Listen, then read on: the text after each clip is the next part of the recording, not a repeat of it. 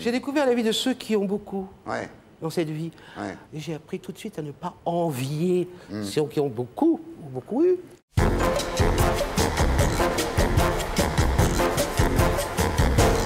Jenny Belair, mesdames, messieurs, c'est le charme de cette émission.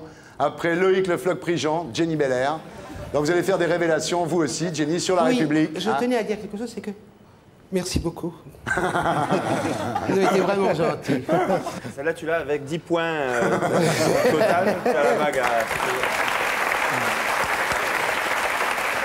Et avec des couverts. Jenny, bonsoir. Donc François Jonquet vous consacre un livre chez Pauvert qui s'appelle Jenny Belair, une créature. Vous savez comment on fait?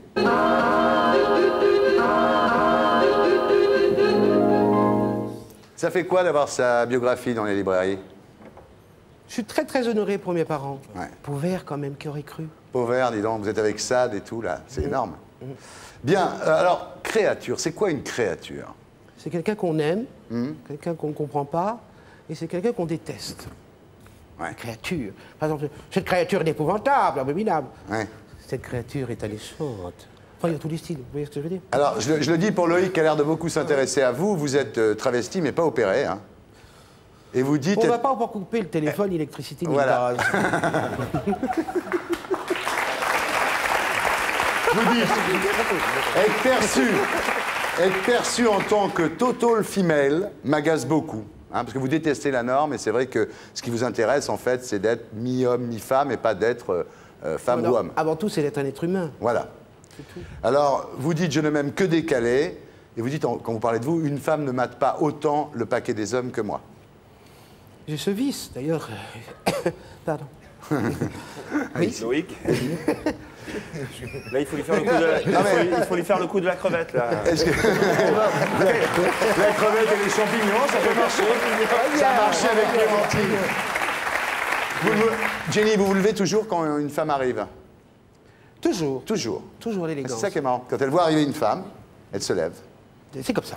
Voilà. Alors on va parler de vous, de votre vie, du livre qui vous est consacré.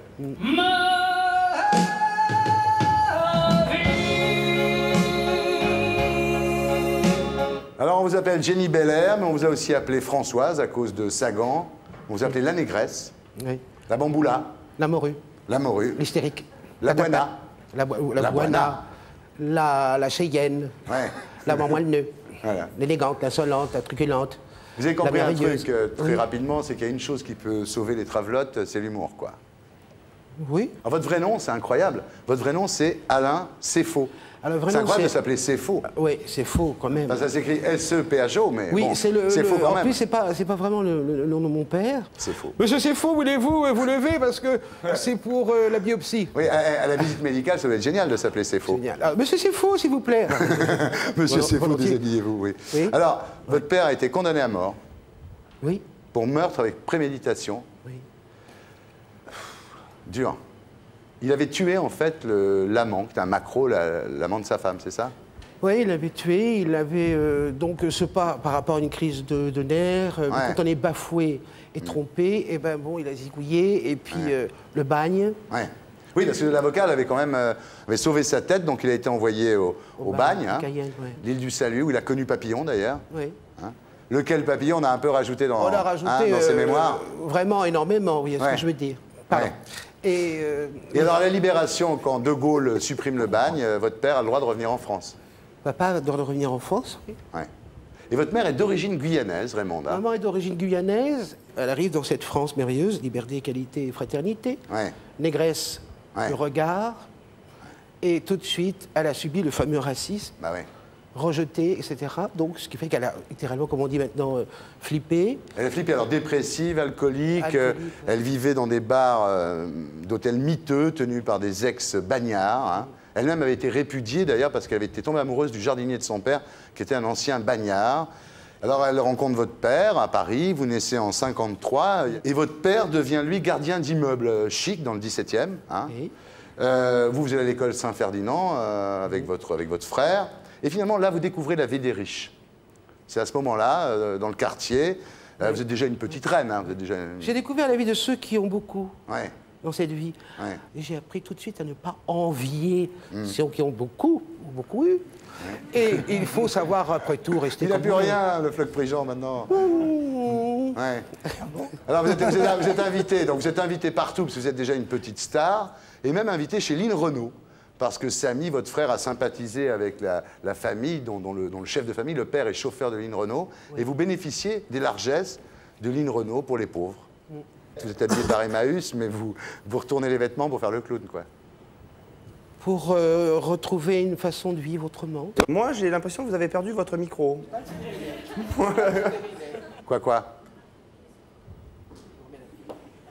Il lui remet la pile. Eh, mon garçon, tu t'attardes pas non plus, hein?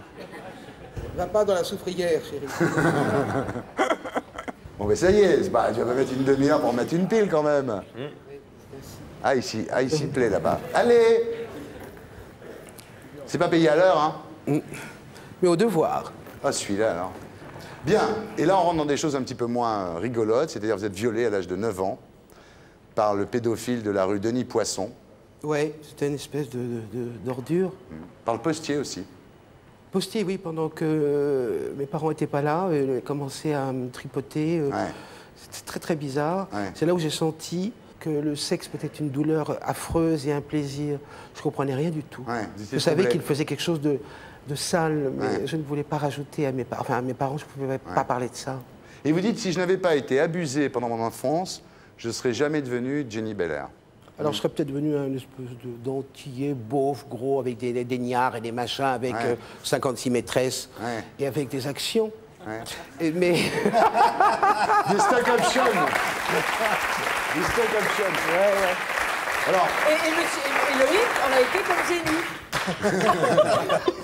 Alors, votre mère meurt de chagrin, de désillusion. Vous êtes recueilli par la sœur de votre père, tante Yvonne, et vous êtes dans un petit village, où là, comme vous êtes une star de nature, évidemment, vous devenez encore une fois la star du petit village, petit négrillon de service qui fait marrer tout le monde, quoi. Il n'y a pas que ça. C'est l'époque de la première sodomie aussi, Jenny.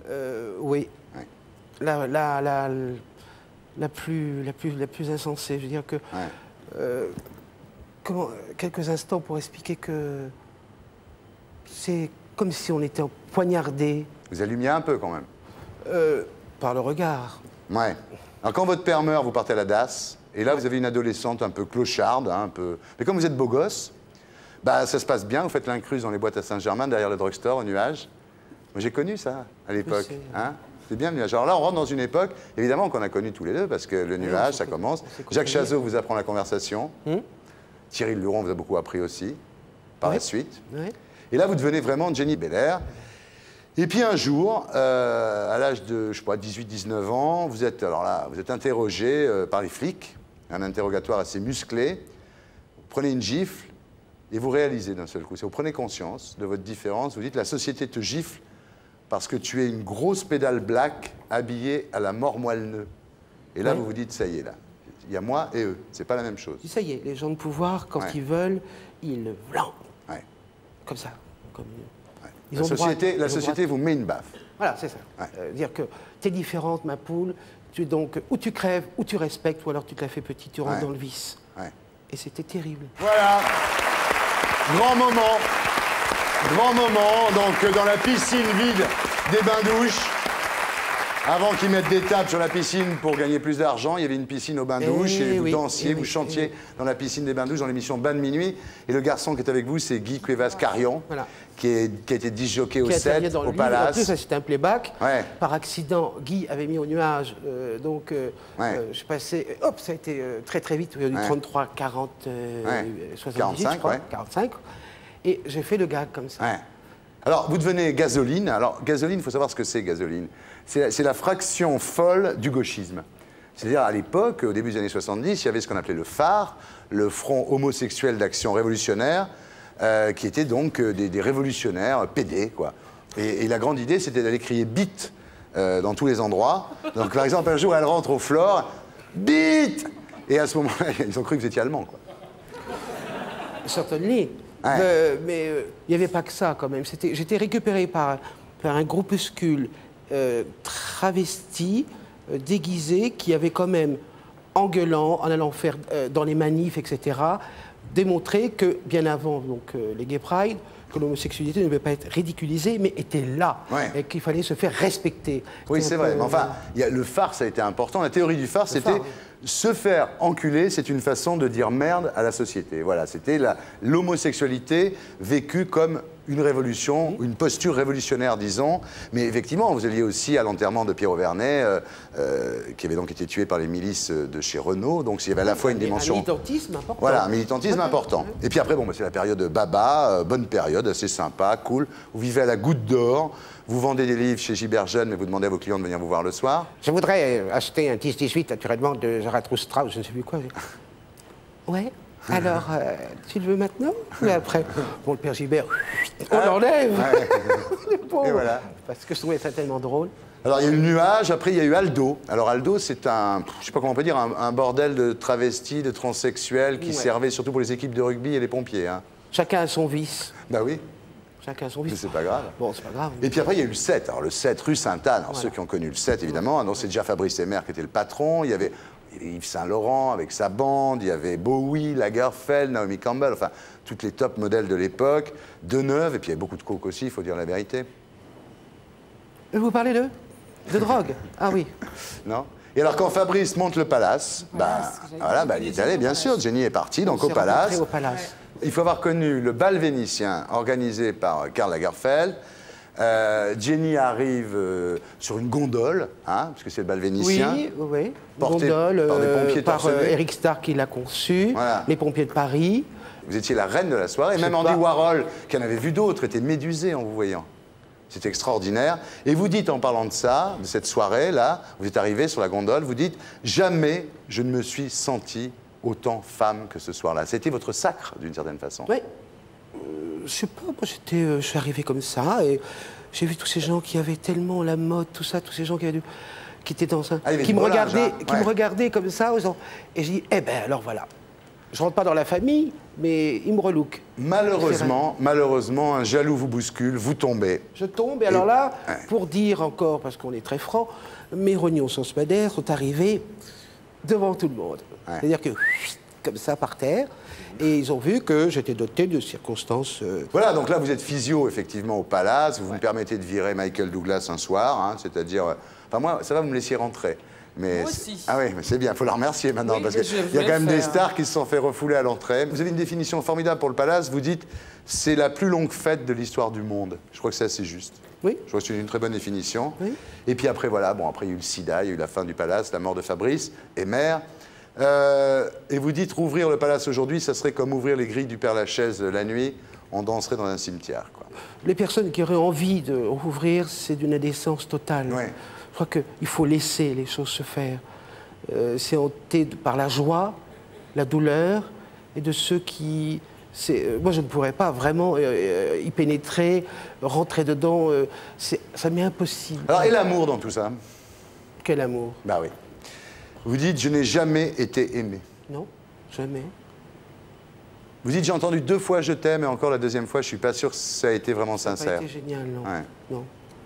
On m'a toujours un peu dragué, etc. Parce que j'avais... Plus si affinité? Ouais, parce que bon, je pouvais faire entrer, ou je connaissais des gens, etc. Mais le côté...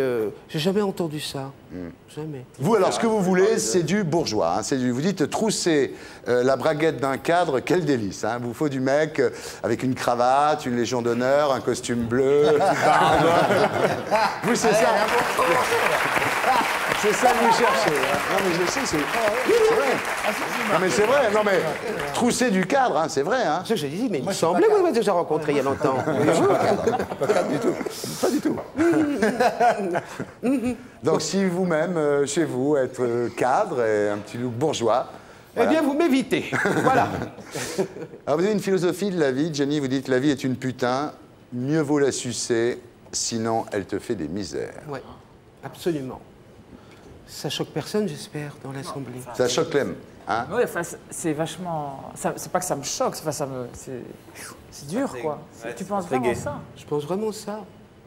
Mais comment tu fais pour rester en vie, alors? Enfin, tu vois, pour te lever le matin et tout ça? Je sais pas. Je me fais un cinéma particulier dans la tête. Ah ouais. Je prends des neurolytiques pour tenir. Je vis avec très peu d'argent, etc. J'essaye de... Je suis comme ça, et je me dis, jusqu'à temps que cette boule qui est devenue conne, d'ailleurs, parce que maintenant tout le monde se hait, hein, je crois que c'est effrayant. Mais il n'y a pas que moi dans la misère. Je dis, après tout, lève la tête, il y a pire que toi. Jenny Belair, une créature par François Jonquet, mesdames, messieurs. Alors Jenny, vous ne serez pas étonné que nous vous fassions une interview alerte rose. On ne bouge pas pendant le jingle. On ne bouge pas pendant le jingle. Bien. Est-ce que vous avez besoin d'aimer pour faire l'amour ou de faire l'amour pour aimer? Ni l'un ni l'autre. Vous avez besoin de quoi, alors? D'un fantasme.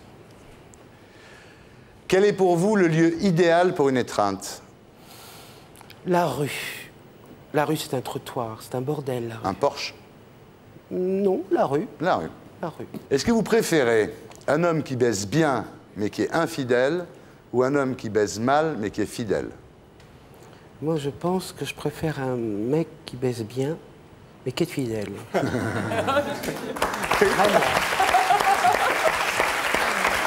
Tu es d'accord avec ça, toi? Bah, évidemment. On n'en parle jamais, mais il y a des mecs qui baisent mal et qui sont infidèles aussi. Oui, ça, c'est vrai. C'est vrai, on n'en parle jamais de ça. Très bien. Est-ce que vous préférez être caressé par quelqu'un qui vous répugne ou battu par quelqu'un qui vous aime? Enfin, j'ai dit que j'étais une baleine échouée qui voudrait me caresser, franchement. Moi-même, je me caresse, mais bon... Est-ce que vous préférez que votre mec fasse l'amour avec une autre en pensant à vous ou fasse l'amour avec vous en pensant à une autre? En pensant à une autre. Ah ouais? Ouais, c'est plus sympa. Clémentine? Rien de ça. Mais ça arrive, ça. C'est comme ça peut arriver. Attends, j'ai pas de mec, puis merde.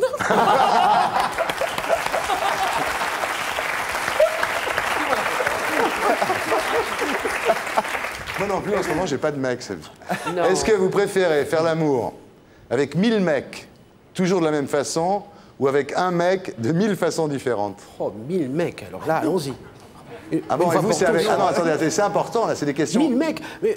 Vous préférez 1000 mecs, toujours de la même façon, plutôt qu'un mec de 1000 façons différentes? 1000 mecs. 1000 mecs. Un robot, pof. 1000 mecs, Une allez, pièce, c'est on pas... y va. 1, 2, 3, et pom, pom, pom, tire la rainette. C'est préféré. C'est plus sympa. Et vous, Clémentine? Ah non, un mec avec de 1000 façons différentes. Ah bah oui, bien sûr. C'est important, entendez ce que vous dites là, parce que moi, après, j'ai mes emails, il faut que je les classe et tout. Et pour être sûr de ne rien rater de Inarditube, abonnez-vous et mettez un pouce bleu.